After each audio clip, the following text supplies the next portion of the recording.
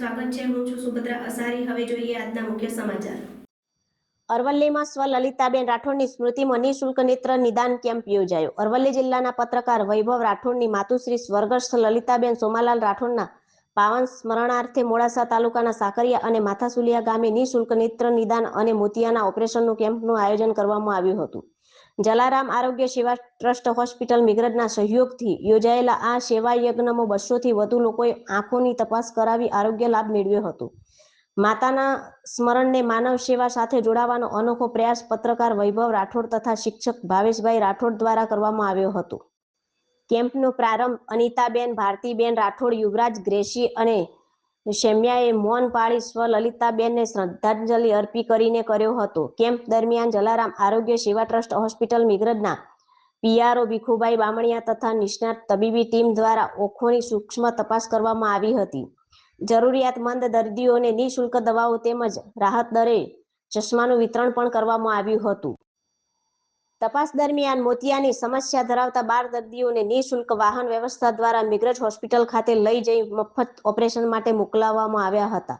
સેવા સંવેદના અને સંકલ્પ સાથે જોડાયેલા આ કેમ્પને ગ્રામજનોએ ખૂબ સરાહનીય ગણાવ્યો હતો। ગામ લોકોએ જણાવ્યું હતું કે માતુશ્રીના સ્મરણાર્થે યોજાયેલું આ સેવા કાર્ય અનેક લોકોના જીવનમાં નવી રોશની પ્રગટાવનારું સાબિત થશે।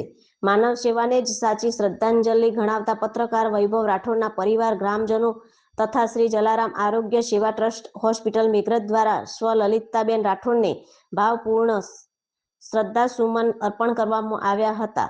રિપોર્ટર બાબુસિંહ ચૌહાણ, મોડાસા। આજરોજ ભવ્ય આયોજન થયું।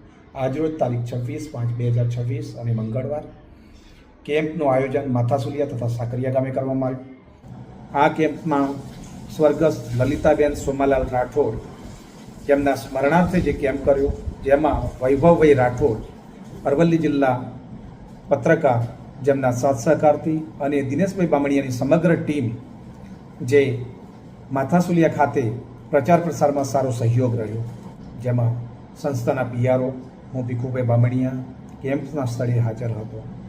ત્યાં 200 ઉપર દર્દી ચેક થતાં 20 જણા ઓપરેશન માટે દાખલ થયા હતા, જેમાંથી 12 જણાના સફળ ઓપરેશન થઈ ચૂક્યા છે।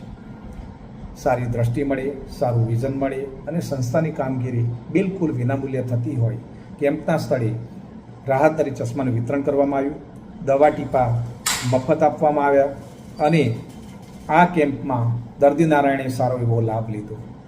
જલારામ હોસ્પિટલની ટીમનો પણ સાથ સહકાર મળ્યો અને આ કેમ્પ માનવ સેવાએ જ પ્રભુ સેવાનો સૂત્ર ચરિતાર્થ થાય એના માટે અવિરત કામ કરે છે અને હર હંમેશ કામ કરતી રહેશે।